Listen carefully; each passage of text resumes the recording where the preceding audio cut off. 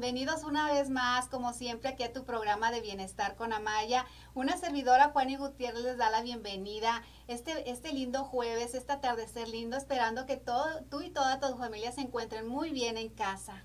Y bien, pues vamos a empezar con un programa que está muy interesante para usted y toda tu familia, ya que vamos a hablar de una situación, hablando de TEA, trastorno espectro autista. Y para esto un especialista en la materia o en el tema, aquí le damos la más cordial bienvenida aquí a la licenciada Susana Uribe. Bienvenida. Muchas gracias, Juan. Y de verdad que, bueno, primero que nada agradecerle la invitación aquí al programa. Es un placer para nosotros estar por acá y pues a compartir un poquito más con las familias que tienen ahí ciertas inquietudes respecto a TEA, ¿no? Así es un tema muy interesante porque a veces los papás no sabemos qué significa TEA o qué es el autismo, porque hay también muchos mitos, pero bueno, eso lo vamos a ir platicando más adelante y nos interesaría mucho saber desde lo que es el principio de este tema, ¿qué es el autismo? Muy bien, el autismo, pues bueno, hasta ahorita es un trastorno de neurodesarrollo. En realidad tiene una base neurológica. Aún se desconoce todavía al día de hoy la causa que lo ocasiona. Hay muchas teorías, hay muchas hipótesis respecto a esto. Hay gente que ha hecho muchas investigaciones respecto a que la alimentación es la que puede llegar a causar o bien que puede llegar a quitar esta parte del autismo. Sin embargo, a pesar de que hay muchas teorías, aún no se queda definida y no se puede considerar ya como ya esta es la causa tal cual. Yo les platico siempre que me toca platicar sobre este tema que me encantaría llegar hasta el final de mi vida y que ya se haya descubierto la cura, porque si no me voy a ir con ese pendiente de aquí de la tierra. Así es. Pero sí, al final del día, digo, hay mucha gente que ha querido encontrar una causa en sí, inclusive habrá algunas familias que podrán haber escuchado en algún momento que las vacunas causaban el autismo o que el plomo, estar en contacto oliendo el plomo o en ciertos metales también eran más propensos a tener autismo. Y también el tema de la alimentación, como hay muchas dietas libres de gluten y con ciertos alimentos también restringidos, que si bien han dado resultado, tampoco ninguna de estas hipótesis se ha comprobado ya como que la verídica de que esa es la causa original. Así es, son muchas las dudas y las especulaciones que puedan ver dentro de este tema porque como mencionas, todo lo que has mencionado ahorita, Uh-huh.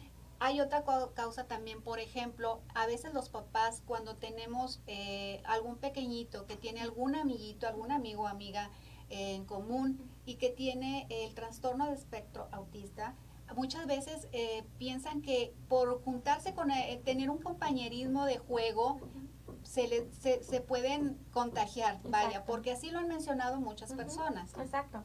Y realmente no todos la hacen con una manera, pues quizá negativa o con la afán de ofender a la demás familia. Sin embargo, pues es desde esta misma ignorancia. Yo desconozco sobre el tema, mi hijo pues afortunadamente no tiene nada y entonces lo que yo conozco como papá es solamente lo que he tenido como referencia con mi hijo y entonces platicar de autismo o platicar de otro tipo de condición me causa hasta cierto punto esta incertidumbre de si algo se le va a pegar a mi hijo.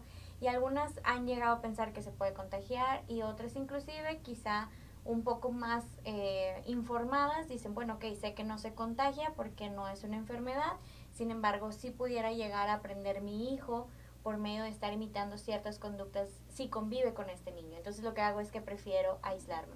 Y esa es una de las cosas muy frecuentes a las que se enfrentan las instituciones que intentan ser inclusivas, pero que chocan a veces con padres de familia desinformados y que también es una cosa es que yo no, lo desconozca y otra cosa es la actitud que yo tengo respecto a la información que desconozco. Entonces yo puedo decir, ok, no lo sé, pero si me lo explicas, ok, estoy más abierta al tema, pero hay gente que dice, ok, no lo sé, si me lo explicas como quieras no me importa y quiero seguir manteniendo como una línea entre pues mi hijo y que no tenga este contacto. De hecho, el primer año que a mí me tocó trabajar como maestra en un colegio, me tocó trabajar con un chiquito con autismo, siempre ha sido toda mi adoración y me tocó hacer una junta con los padres de familia para informarles. Eso ya fue hace aproximadamente unos 15 años que me tocó hacer esta parte. Y cuando hago la junta con ellos, una me decía, es que yo no quiero que se le acerque. es que yo no quiero que se junte con él porque no se le vaya a pegar. Entonces, explicándoles que, pues bueno, que no era contagioso, pues bueno, es que no quiero que conviva con ese niño. O sea, de todas maneras quiero tener una línea entre mi hijo y el chiquito, ¿no? Qué importante es que los padres se informen, tengan algún tipo de pláticas respecto al tema para que sea más amplia la información y de qué manera nosotros podemos ayudar a nuestros propios hijos. Así es, digo, y ahora también es cierto que no esperamos que todos los papás se vuelvan especialistas en el tema. Evidentemente que los padres que tienen a un niño con autismo pues están muchísimo más empapados con el tema, puesto que tienen una persona en casa con esta condición. Lo mismo sucede cuando tienes en tu familia, yo tuve en mi familia una persona que estuvo enferma de lupus, por ejemplo, y cuando tú escuchas lupus, si no te ha tocado afortunadamente nadie en familia que tenga ese tipo de enfermedad, pues no conoces nada sobre lupus, no conoces a lo mejor sobre cáncer, no conoces sobre infartos o no conoces sobre cierto tipo de condiciones o bien pueden ser enfermedades también, porque no las has vivido. Entonces no quiere decir que esperamos que todos los papás se vuelvan especialistas, pero sí esperamos que exista al menos esta empatía o por lo menos esta apertura y el no señalar, el no juzgar a lo que no conoces, ¿no? Eso yo creo que sería la invitación más que a que volvamos a todos expertos en autismo. Así es muy importante el apoyo familiar. Exacto. Porque no nada más se involucra a mamá o a papá, a veces hasta los abuelitos y a los que tienen hermanitos, porque están dentro del seno familiar y pues es importante tener ese apoyo, ¿no? Por ahí tenemos algunas imágenes. Vamos a ver ahí la primera imagen. Bueno, algo de lo que queríamos compartirles es que es bien importante cuando trabajamos en la intervención con una familia que tiene un chiquito con autismo, lo más importante es que podamos trabajar en equipo. Yo creo que la clave para poder trabajar con estos pequeños, para poder sacarlos adelante y que tengan sobre todo los mejores resultados, es cuando tú logras hacer un vínculo entre los padres de familia, entre la escuela y cuando tú estás como terapeuta también, porque también es cierto que si solamente los papás quieren hacer todo, pues la ignorancia o la falta de conocimiento nos va a limitar como padres, ¿no? Y si yo solamente como terapeuta quiero intervenir, pero no involucro a la familia, no los coacheo, no los voy guiando, no los voy orientando, la familia difícilmente va a poder participar y al no participar, por supuesto que los resultados van a ser nulos o muchísimo más lentos que lo que haríamos en equipo.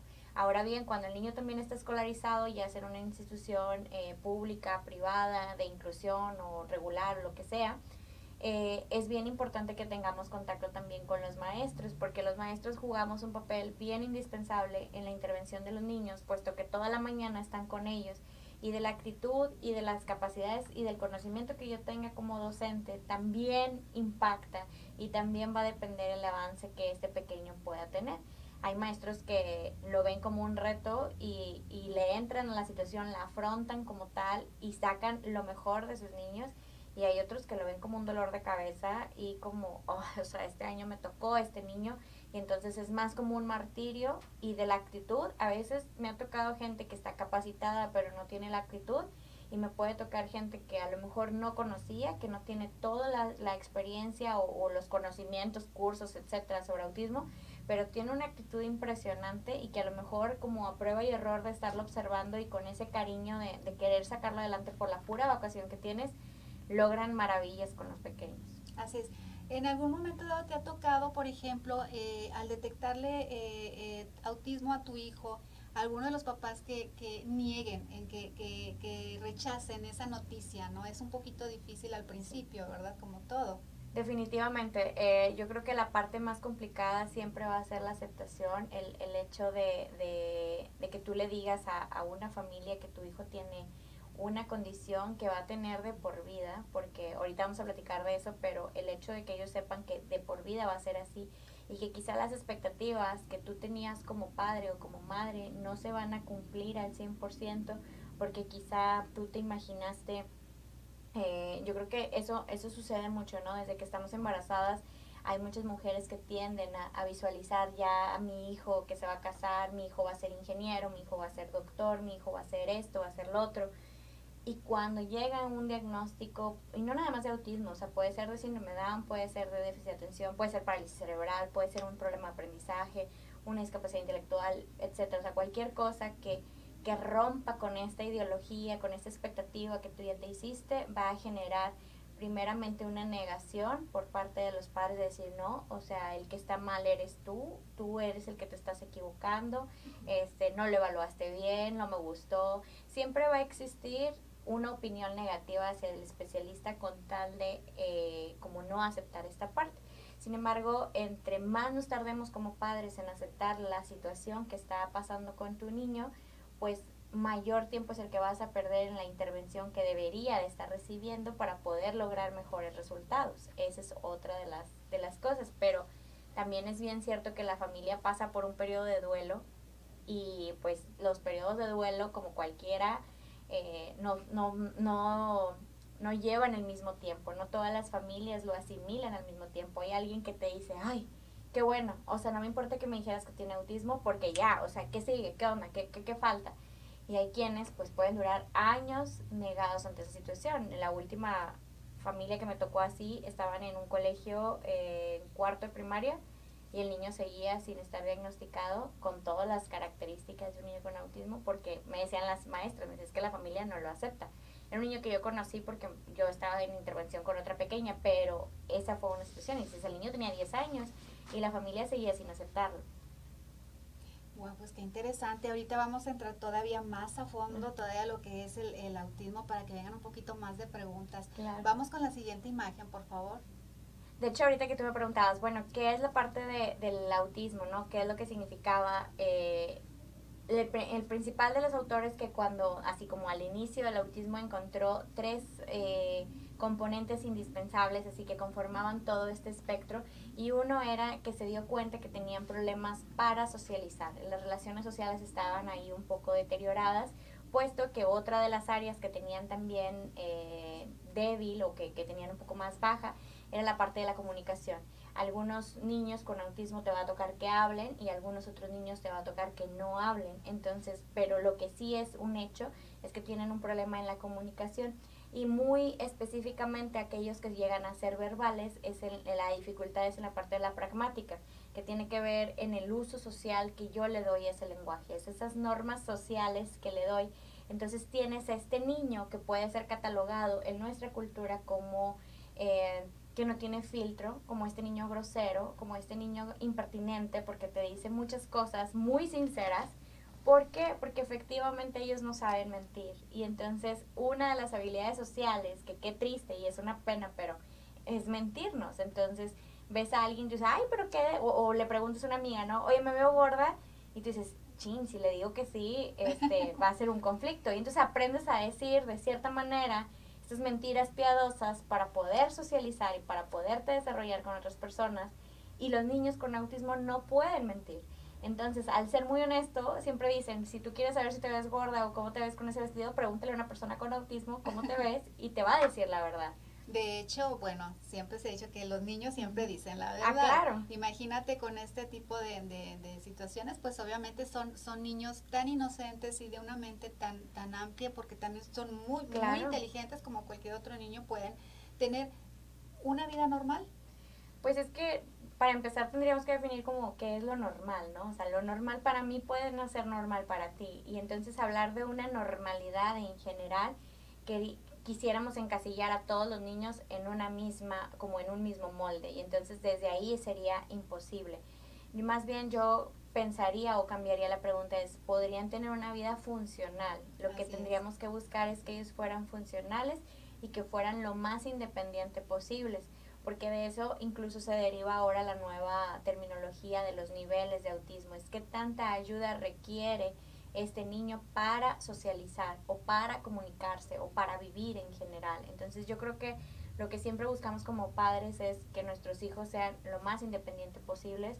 ¿Por qué? Porque sabemos que no somos eternos y que tarde o temprano vamos a llegar a faltar nosotros, y saber que tienes a una persona que se va a quedar bien preparada y que va a poder enfrentar la vida, eso es lo que te puede tranquilizar a cualquier padre de familia, con o sin autismo, que tengan sus hijos. Entonces, en el caso de los niños con autismo, lógicamente los papás buscan, más que una normalidad, buscan que sus hijos puedan salir adelante por sí solos, que puedan aspirar a tener un trabajo, que puedan tener amigos, que puedan vivir de la manera más cercana a las experiencias que a lo mejor a ellos les gustaría que su familia viviera.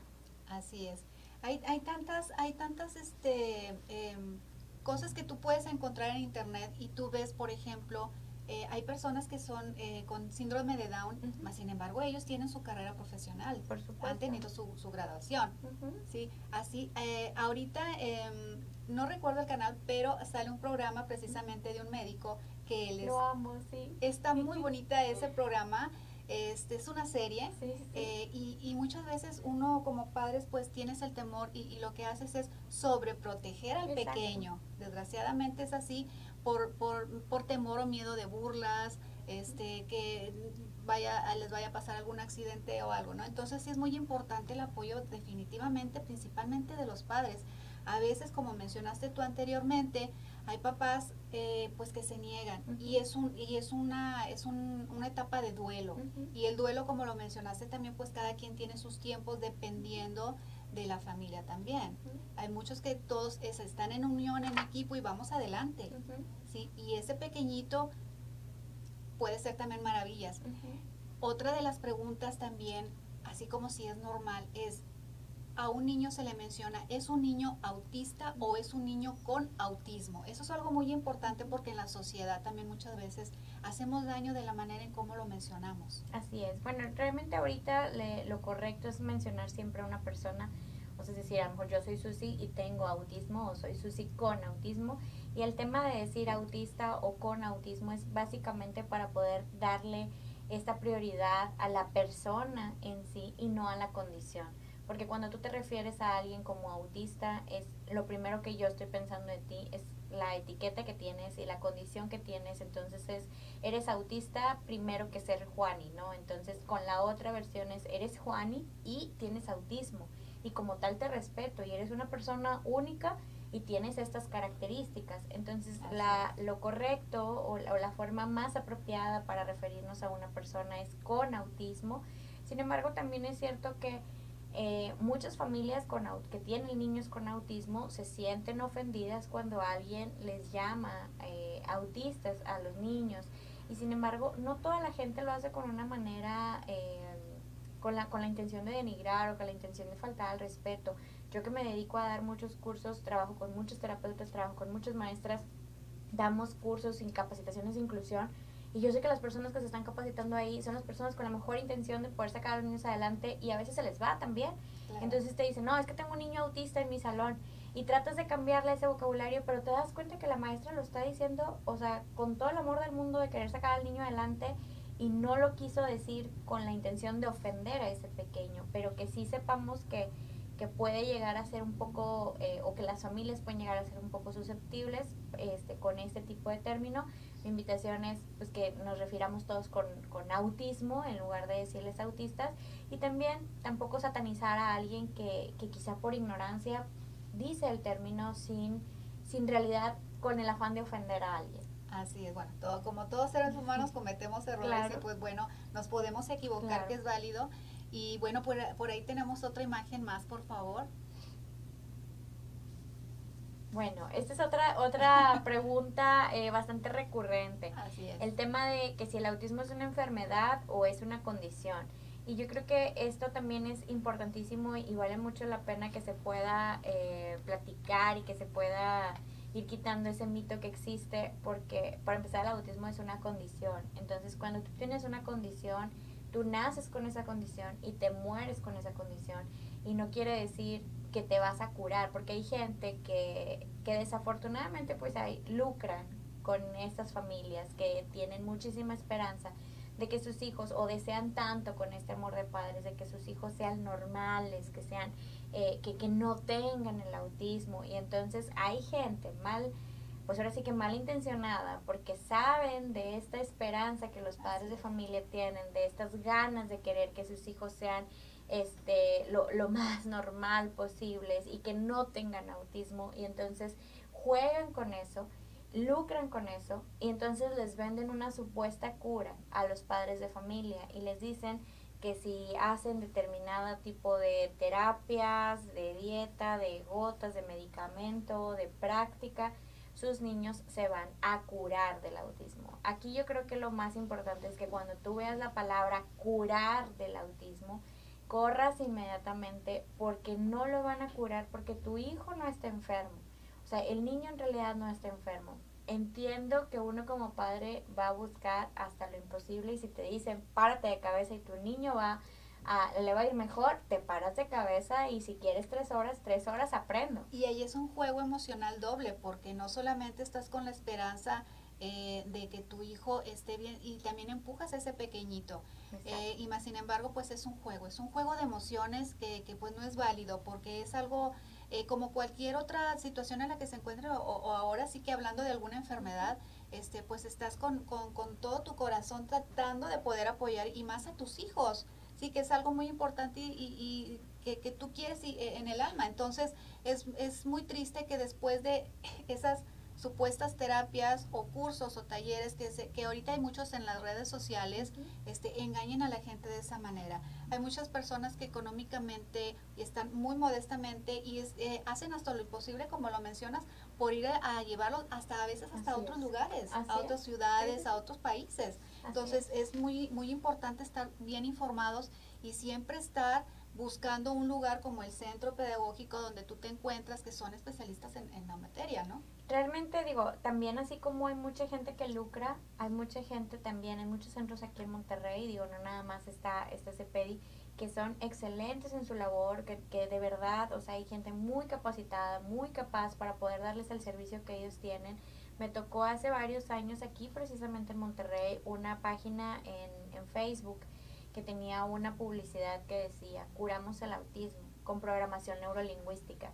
Y entonces, la verdad es que jamás me gusta hablar mal de otro centro, ni mucho menos.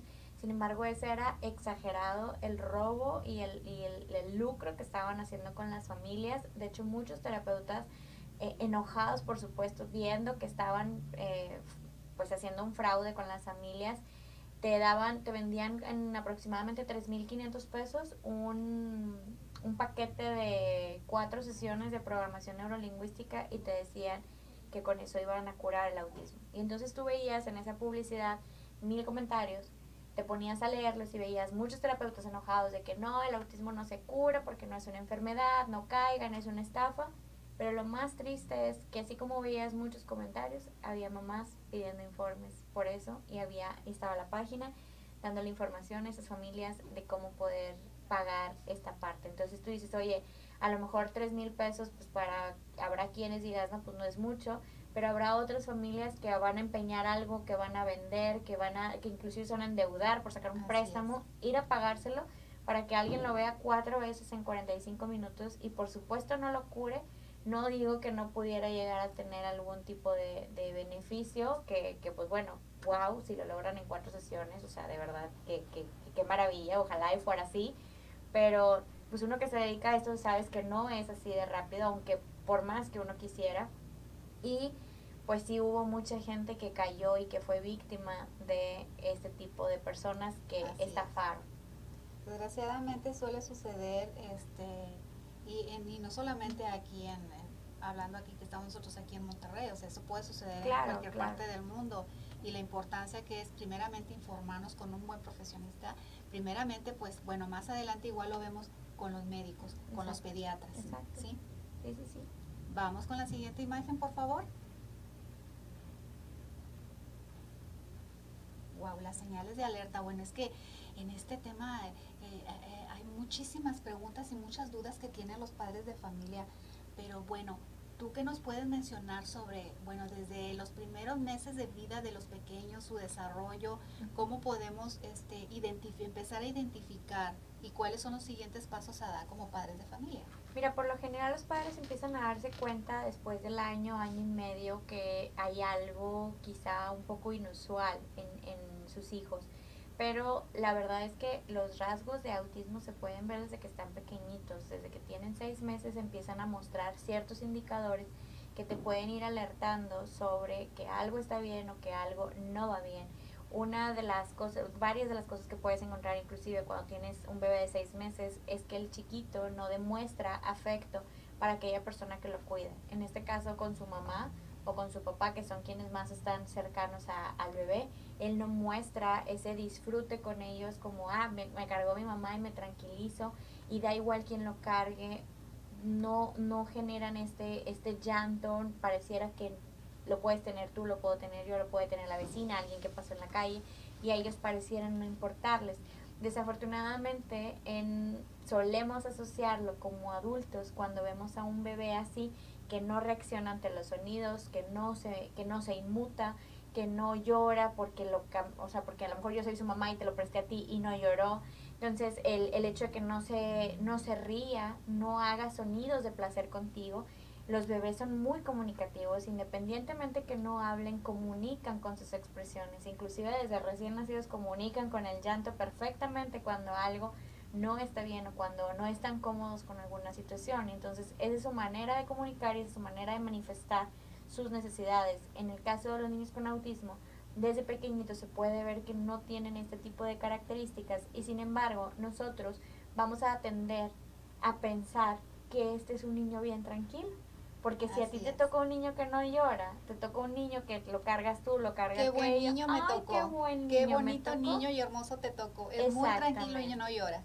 Exactamente, son interpretados como buenos niños, como muy tranquilos, y entonces tú dices, estoy en la gloria, porque yo veo que el otro lo carga a alguien y llora, cuando eso es lo normal. Y entonces tú quieres creer que lo que tienes, pues te sacaste la lotería porque te tocó un niño súper tranquilo, y en realidad está teniendo señales de alerta. Inclusive, de manera personal te puedo platicar, ya sé que ya sabes, yo tengo un bebito ahorita de 3 semanas y media, y justo el lunes fuimos con la pediatra, y dentro de esta consulta yo le decía, es que llora, o sea, y le dan como crisis de llanto de la nada, y me decía, pues qué bueno, eso es lo normal, ese es el comportamiento normal de un bebé. Me dice, preocúpate cuando no llore. Y en automático me cayó lo y dije, chin, o sea, sí es cierto, o sea, a lo mejor ahorita que yo estoy de mamá y que tengo un bebé llorando, que quizá no es lo más cómodo para nadie, y menos a las 3 de la mañana, eso es lo normal. Cuando tienes a uno que no está llorando, que parece que no importa quién lo cargue, quién lo cuide, quién haga, eso es lo que estaría como fuera de la norma y lo que debería de preocuparnos. Sin embargo, es al revés. Así es. Y fíjate, acabas de tocar un punto también muy importante, el mamás primerizas. Claro. Obviamente no nos damos cuenta de qué es lo que sucede, qué es lo que le pasa en ese momento al bebé. Como mencionas, muy tranquilo, qué buen niño, llora, algo tiene. Entonces, más cuando es nuestro primer hijo, muchas veces estamos encima de él todo el tiempo y no sabemos ni qué, y nos desesperamos mucho al no saber qué es lo que le está sucediendo. Pero más sin embargo, pues bueno, siempre la atención y las citas que toca ir con el pediatra son muy importantes. Cualquier anomalía que ustedes vean, pues hay que mencionarlo, ¿no? Porque muchas veces lo pasamos a la deriva y realmente pueden tener alguna situación como esta, ¿verdad? Y bueno, yo todavía le agregaría una parte más, el hecho de eres mamá primeriza y en general, o sea, primeriza de segundo, tercero, cuarto, quinto niño, no pasa nada, o sea, siempre hay algo que aprender, pero yo todavía le agregaría algo más importante, el tema de, tú vas a ir con un pediatra, el que sea, por mejor que sea el que tú quieras ir, vas a ir con un pediatra una vez al mes, y ¿qué vas a hacer los otros 30 días que el niño se queda contigo? O sea, vas a estar tratando de adivinar qué es lo que sucede.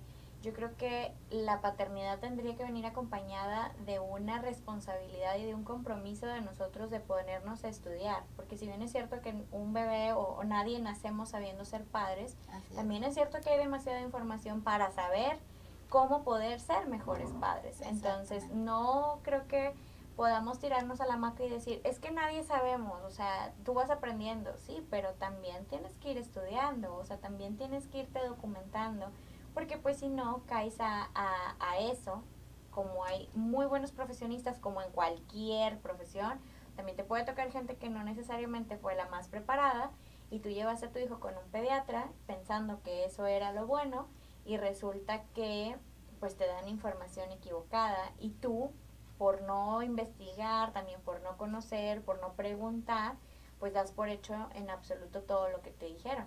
A mí me tocó un caso en el Seguro Social, digo, obviamente no me sé el nombre del profesionista, pero era un médico, y llega una señora llorando a CEPEDI a una cita, diciendo que estaba buscando una escuela de educación especial. Entonces digo, pues ¿qué tiene la niña, no? O sea, ¿qué fue lo que le dijeron que tiene? Entonces imagínate una niña de 6 años, primero de primaria, que le hicieron estudios de triglicéridos, le hicieron estudios de la sangre y le hicieron un TAC y le dijeron que la niña tenía dislexia porque no sabía leer y escribir. Cuando la edad en la que normalmente aprenden a leer y escribir son los 6 años.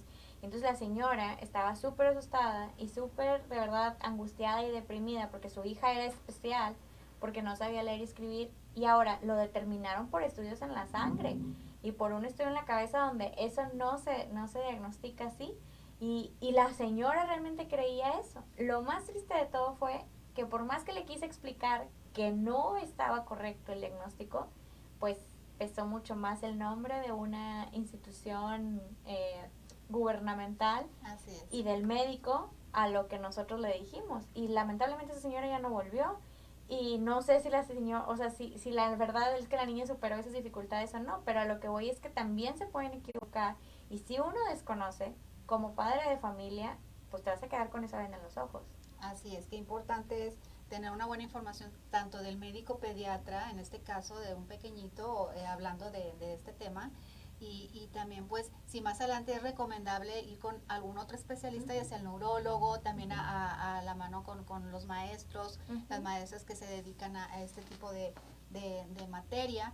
Yo creo que todo, desgraciadamente no tenemos una cultura de ponernos a estudiar, estoy embarazada. Exacto. O pienso casarme, voy a tener hijos en un futuro, desde un principio, desde antes, empezar a leer, a informarnos. Exacto. Desgraciadamente no tenemos esa cultura, pero muy importante que nunca es tarde. Claro. Y como mencionas tú, aunque sea el primer hijo, el segundo, el tercero, todo es a beneficio para darles un buen cariño, un buen amor y una muy buena educación. Y si hay alguna anomalía, pues bueno, detectarla y poner pues cartas sobre el asunto, ¿no? Claro. Sobre el pequeño. ¿Qué más nos puedes platicar, Susana? Aquí la siguiente imagen, por favor. Bueno, la otra cuestión también bien importante, que es muchos padres de familia se encuentran confundidos en si su hijo tiene autismo o en realidad el niño no habla porque tiene un problema de lenguaje. O sea, esta parte de la comunicación no se ha desarrollado, todavía el habla no está presente y entonces ahorita hay muchos niños, de verdad es una exageración de niños que no hablan y están siendo diagnosticados con autismo. O bien tienen autismo, pero luego los padres dicen, bueno, sí va a hablar porque ya me dijeron que va a platicar para los 3 años. Y entonces juegan con estas esperanzas también de las familias. Y algo de lo que yo siempre les recomiendo a los papás, les digo, es que tienes que ver el cuadro completo. Vienen a veces buscando la respuesta ya de que sus hijos tienen autismo. Así como tú mencionabas hace rato, hay gente que no quiere ver el autismo, hay gente que quiere ver el autismo y que le conviene ver el autismo.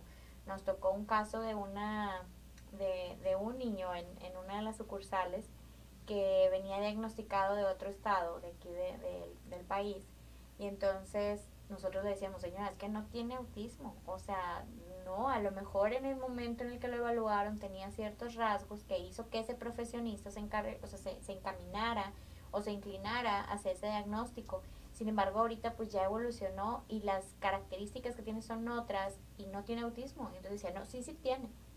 Señora, es que de verdad no tiene, o sea, y cuando tú dices, cuando de verdad las familias sí tienen un niño con autismo, darían lo que fuera para que tú les dijeras que no tiene.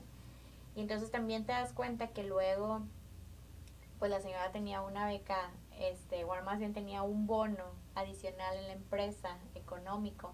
Y hay muchas familias también que, pues, por esta parte dices, bueno, ok, que se quede con ese diagnóstico. O me urge o me interesa que tenga este diagnóstico por los efectos secundarios que vienen después del diagnóstico. O sea, por esa parte que no se habla, sin embargo, sí está ahí. Y pues te digo, la intención o la invitación siempre es que con los papás hagamos una evaluación completa y que no vayan buscando ni qué es un problema ni qué es otro, o sea, sino que vayas con la apertura de escuchar y de verdad permitir que evalúen a tu niño de forma completa para poder identificar qué es lo que está pasando y que si es un problema de lenguaje, excelente, a lo mejor está desarrollándose de forma tardía debido a un problema en la crianza, que no se está permitiendo la estimulación o que no tienen o que son súper sobreprotectores. y eso también obstaculiza el desarrollo de los niños. Que estés abierto a todas las posibilidades va a dar mejores resultados con ellos. Y también el hecho de que te digo, que no vayas buscando, porque hay gente que ya es, quiero que me digas, o sea, que tiene autismo, o quiero que le apliques esta prueba para saber qué tiene autismo. Entonces, como, a ver, espérame, es que no te la tengo que aplicar si no, en realidad no es necesario, ¿no? O sea, no, tú no vas con un médico general y dices, hazme la prueba ahorita de tal cosa porque quiero saber esto. Pues el doctor te va a decir, ¿para qué? Si yo no veo nada que me indique que tienes que hacer esto, ¿no? Y tú dices, dame antibiótico, no tienes ningún síntoma, no, pero dame antibiótico, Así pero es. no tienes nada. Que muchas veces los papás pues es sumamente muy alta la preocupación que tienen Claro. por salir de esa situación, ¿no? Más sin embargo pues siempre el profesionista es el que te da el paso más adelante de qué es lo que continúa, ¿no? Si es necesario hacer pruebas o no. Si retrocedemos un poquito hacia atrás de lo que platicabas sobre cuando son bebés Uh-huh. y no hay llanto, no hay ninguna sonrisa, no nada, aproximadamente o varía en algunos pequeñitos en la edad. Por ejemplo, algunas papás me han preguntado, esto yo lo detecté a los 2 o 3 años. Uh-huh. Mira, la verdad es que ahí sí, desafortunadamente es muy variado. Hay gente que los diagnostica desde el año, 2 meses. Inclusive hay centros aquí que te dicen, sí, al año ya te lo diagnostico. Hay una prueba estandarizada que esa es la única a nivel internacional que tiene la validez para hacer un diagnóstico. Como cualquier instrumento, pues tiene un margen de error, por supuesto, también. Y que además no deja de ser un instrumento utilizado por personas, y entonces podemos equivocarnos. Pero esa prueba se aplica a partir del año y medio, se aplica a partir de los 18 meses. Sin embargo, a mí cuando me tocó irme a certificar con una doctora de España que vino a certificarnos en esto, ella nos decía que o sea, independientemente que la prueba te dijera que a partir del año y medio podías diagnosticarlo, que lo ideal era esperarnos a los 3 años para el tema de dar un diagnóstico ya definido. Ahora, con el tema de los 3 años, quiero ser de verdad muy enfática en eso, porque entonces si hay alguna familia que nos esté viendo y tiene un niño de 2 años, decir, bueno, pues todavía me queda un año, no hago nada. Así es. Entonces la invitación era no precipitarnos nosotros como profesionistas en querer poner una etiqueta para justificar lo que está sucediendo, sino es decir, ok, sabes que tiene ciertos rasgos, no me da el cuadro completo, déjame intentar darle la oportunidad al niño de hacer todo un programa de intervención, porque a lo mejor lo que le faltaba era estimulación y hay ciertos rasgos que me están haciendo que yo crea que tiene autismo, pero si le doy la estimulación adecuada, trabajo con los padres de familia, cambio el entorno, modifico este ambiente que tiene el niño, también las conductas que está teniendo él se pueden ver modificadas positivamente. Y entonces si yo evalúo después de 6 meses, después de todo ese trabajo intensivo, las conductas que yo vi hace 6 meses atrás, puede ser que hayan cambiado. Y entonces lo que a mí me hizo creer o sospechar sobre autismo en ese momento, podría no hacerlo después de 6 meses. Y ahora me puede y ya después de 6 meses ahora puedo decir, ¿sabes qué? No, ya tengo 6 meses trabajando con el niño y no, sí avanzó, pero las conductas siguen ahí y las señales de alerta siguen ahí. Y entonces ya tú pones un diagnóstico con toda la certeza de que verdaderamente ya estuviste evaluando al niño, que lo estuviste trabajando y que ni aún así desaparecieron este tipo de conductas. Y nos han tocado dentro del centro de las dos cosas. O sea, nos toca niños que dentro de 6 meses ya no tienen, ya las conductas que nos hacían sospechar desaparecen o les queda una nada más o dos con las que sigues trabajando y tarde o temprano dejan de estar ahí. Y hay otros que dices, las conductas permanecen y entonces a los 6 meses lo único que haces es confirmar el diagnóstico y desde un principio le dices a los papás, ¿sabes qué? Tengo esta sospecha, pero vamos a darle chance. ¿Sí? ¿Qué pasa con los neurólogos? O sea, hay algunos que los ven en 15 minutos, 20 minutos, los papás empiezan a decirte cuáles son los rasgos, como el hecho de que aleteen, el hecho de que caminen de puntitas, que no volteen cuando les hablan, que no hablen todavía, que no tengan contacto visual. Entonces el doctor lo que hace es como, sí, tengo este checklist, sí, sí lo tengo, o sea, sí los tiene, entonces tiene autismo. Y vámonos, en 20 minutos hice ese diagnóstico, cuando en realidad pues es mucho más que eso. Entonces la invitación es trabajar de forma multidisciplinaria también para evaluar, no solamente en la intervención, sino también en la evaluación, que podamos trabajar terapeutas, pero que también trabajen específicamente, o sea, trabajar de la mano con los neurólogos y también, si pueden, que eso es algo que siempre les recomendamos que no todo mundo hace y que si también tiene mucho que ver por el tema del tiempo que implica el que tú como especialista o como evaluador vayas y veas al niño en la escuela.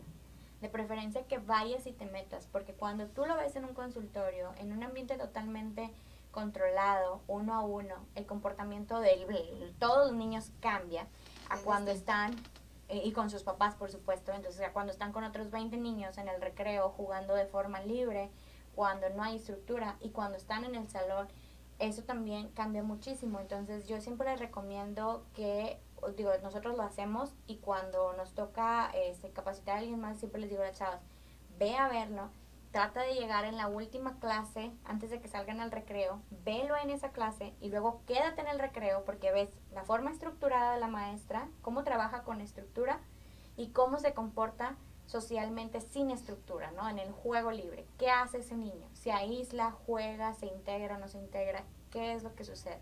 Y de verdad que eso, mira, ningún protocolo, ningún libro, ni nada te da tanto como el estar observando al chiquito en un ambiente totalmente natural, porque vas juntando todos estos elementos, más la consulta con el neurólogo, más lo que tú evaluaste con el niño, y ya puedes con mayor certeza decir, ¿sabes qué? Estamos ante esta situación. Así es. Cuando se detecta esta situación, como lo mencionas, ¿cuál es el primer paso a dar como papás? ¿Qué tipo de apoyo ahora sí escolar para ellos? Pues en el tema escolar tendríamos que ver en qué escuela están, y sobre todo porque yo sé que ahorita se habla mucho de inclusión y está muy de moda y demás, sin embargo sigue siendo una utopía. O sea, la verdad es que ya vivirlo en la práctica, hay muchas escuelas que son bien honestas contigo y con los padres y te dicen, sabes que nosotros no estamos capacitados para atender este tipo de población y por eso no los recibimos. Inclusive hay escuelas que no los reciben, de verdad, escuelas grandes, con renombre aquí en la ciudad, y no reciben a los niños porque te dicen, ¿sabes qué? Pues esta no es mi área. Hay otras escuelas que sí los aceptan y te pueden tocar dos esquemas dentro de estas. Hay quienes sí los aceptan, pero sin el compromiso de, o sea, te acepto, pero pues ahí estás. Sí. Y la otra es te acepto y en realidad estoy preparado y tengo experiencia y sé qué hacer contigo, o sea, ya que estás conmigo. Entonces, la intención sería que pues busquen una escuela que de verdad les dé lo mejor a sus hijos, sin pretender tampoco como padres que la escuela se encargue del área terapéutica, porque también a veces hay papás que tienen expectativas de este tamaño, donde dicen, es que la maestra no está haciendo, es que la maestra no está trabajando esto, es que la maestra lo otro. A ver, no, espera, aquí está en un contexto escolar, ya las cosas bien en particular, las necesidades de tu hijo, vas a tener que buscar tú una terapia adicional que se encargue de darle seguimiento a esas necesidades. Entonces sí buscar trabajar en equipo, pero también buscar qué le corresponde a cada cosa, ¿no? A cada contexto. A cada contexto. Qué importante es que también los maestros estén empapados de información, ¿no? Porque muchas veces pues podemos tener una escuela ya sea particular o pública, y a veces es importante que la maestra o el maestro que está a cargo de todo el grupo siempre detecte algo, ¿no? Y que dé informe a la familia. Sobre todo que detecten que hay algo, y todavía tengo cuidado con eso porque luego hay maestros que leen algún tipo de artículo en internet o ven algún tipo de video de 2 minutos y entonces dicen, no voltea, no habla, sobre todo en preescolar, entonces tiene autismo, y le dicen a los papás, es que tienes que llevarlo porque yo creo que tiene autismo. Yo siempre les digo a las maestras, no se les ocurra decirles eso. Primera, porque no lo sabes, y segunda, porque no estás siendo empática con esa familia. O sea, tú le dices eso a la mamá, y la mamá cuando salga contigo en el estacionamiento de la escuela se va a subir al carro, va a estar llorando, esa noche no va a dormir, de que encontró un lugar, luego llegan con nosotros, la señora llega hecha un mar de lágrimas, angustiada a más no poder, por lo que la maestra creyó que tenía, porque el niño no hablaba y tenía 2 años, cuando no necesariamente tenía que ser por la parte del autismo. Entonces, sí el estar informados, sí el detectar, sobre todo los hitos del desarrollo, el qué es lo esperado que mis alumnos de estas edades tienen que lograr, para que cuando algo no se esté dando, puedan ellos decir, hey, aquí hay foquitos rojos, necesitas buscar ayuda. Y entonces que cuando busquen ayuda ya sea la persona externa que les diga qué es lo que tiene, no el caso de las escuelas y mucho menos las maestras de grupo, maestra de grupo así como tal. Así es, pues hay que informarnos mucho, hay que leer mucho, hay que estudiar sobre este tema. No sé, por ahí tenemos unas últimas imágenes, por favor. Uh-huh. Bueno, el tema del lenguaje, pues bueno, puede deberse también por una falta de estimulación de casa, las señales que yo estoy viendo también se pueden deber a un retraso en el desarrollo, puede ser un problema neurológico, algún problema auditivo, o alguna disfasia y que también podría llegar a confundirse con un problema de autismo. Entonces, pues también invitarlos a ver que hay un abanico de posibilidades y que no solamente el autismo es la única cuando llegan a presentar algún tipo de señal de alerta. Pues qué interesante está todos estos puntos que refieren pues a cada tipo de situación. Y bueno, aquí sobre lo que estabas mencionando sobre los instrumentos de evaluación. Ajá, invitarlos a que, pues bueno, acudan a un lugar en donde cuenten con instrumentos de evaluación que puedan ayudarles a resolver las dudas que están teniendo respecto a sus hijos, para que, pues como padres también se queden muchísimo más tranquilos y que puedan darle un seguimiento independientemente autismo o cualquier otra dificultad. La atención temprana siempre va a dar mejores resultados. Dentro de la lista, si se puede decir así, mencionar alguno de los síntomas, ¿cuáles otros nos podrías mencionar? Porque hay algo también muy importante que los papás a veces pueden tener una lectura de alguna información del tema y dicen, uno, dos, tres síntomas de estos los tiene. Quiere decir que él ya está, se apanican los papás claro. al leer esa lista. Claro. ¿Tú qué les puedes recomendar? Que bueno, es que no es, yo creo que todos tenemos algo de todo. O sea, alguien que puede decir, yo soy muy obsesiva con esto, yo tengo ciertos rasgos de ansiedad, tengo ciertos rasgos de esquizofrenia, de paranoia, de autismo, de cualquier cosa, pero no cumplo toda, a lo mejor tú hablabas de una lista. Por decir un ejemplo, vamos a pensar que esta lista imaginaria tiene 10 puntos y tú, Juani, tienes 2 que corresponden al trastorno obsesivo compulsivo, por decir un trastorno en general. Pero eso no te hace una persona obsesiva compulsiva. Tienes estas 2 características, sí, muy particulares. Y de esas mismas 10, resulta que yo tengo otra, pero tampoco me hace obsesiva compulsiva. O de ansiedad, otras 10 características y tengo 3, tú tienes 2, y no por eso tenemos un trastorno de ansiedad. Lo mismo pasa con autismo.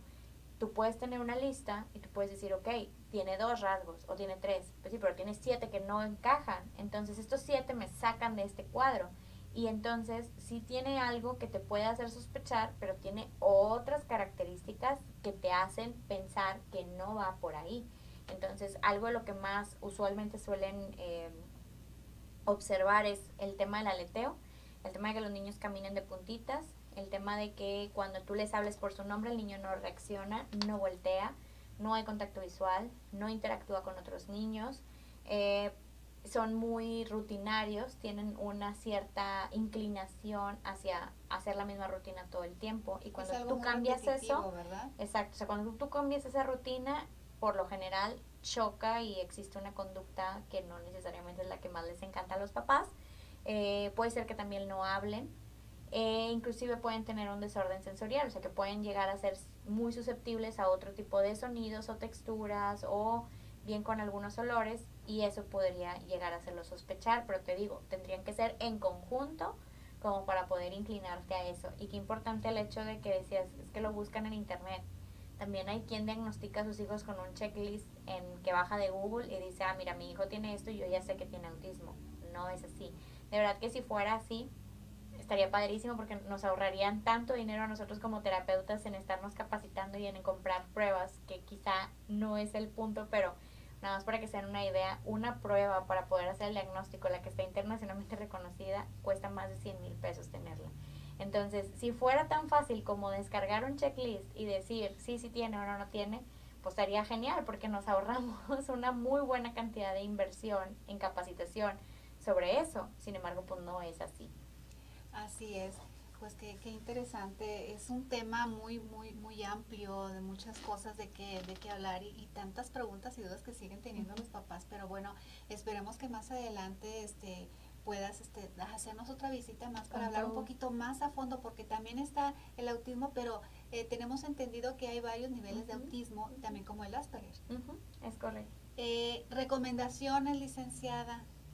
Recomendaciones, pues bueno, si tú tienes una duda, si eres familia, o sea, si tienes un niño o si sobre todo si es tu niño, el que te hace ahí dudar, el que te acerques a pedir ayuda, el que te acerques, el que no tengas miedo a ver qué te dicen o a ver qué no. Es preferible saber qué es lo que está pasando a seguir cegado y queriendo pensar que, no, justificar, ¿no? Como, no, es que hizo esto porque hoy tenía sueño, porque tenía hambre, porque vino la abuelita, porque pasó tal cosa. No, no lo hagas. O sea, lo mejor es de verdad pedir ayuda. No tiene nada de malo. Inclusive, digo, dicho sea de paso, dentro de las sucursales siempre tenemos una primera sesión sin costo con los padres, que es totalmente con la finalidad de poder orientarlos. Entonces, ni siquiera te va a costar. O sea, si tú dices, oye, voy a ir, no pasa nada, no vas a pagar, ni siquiera vas a pagar, solamente tienes que llamar a hacer una cita y poder acudir ese día con nosotros, nada más.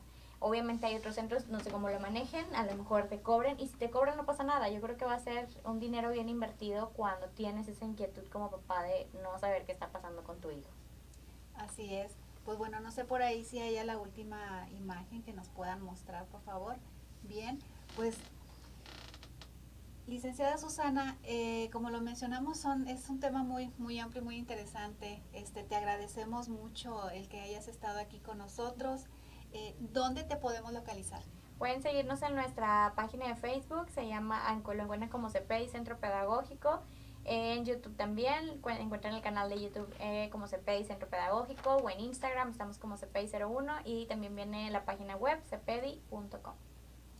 Muy bien, pues ahí tienen todos los datos de la licenciada Susana Uribe, que se pueden comunicar con ella. Si hay alguna pregunta, duda que tengan, con gusto pues ahí los van a atender. Con todo. Y pues bueno, también mencionando sobre la terapia psicológica, una servidora al 81 29 40 39 06 a sus órdenes, es terapia psicológica. Y bueno, pues muchísimas gracias, muy agradecida porque nos hayan acompañado en el día de hoy. Gracias, Susana, una vez más, esta es tu casa, bienvenida. Muchas gracias. Y pues bueno, nos vemos la próxima semana aquí en Bienestar con Amaya, próximo jueves, 6 en punto de la tarde. Hasta la próxima.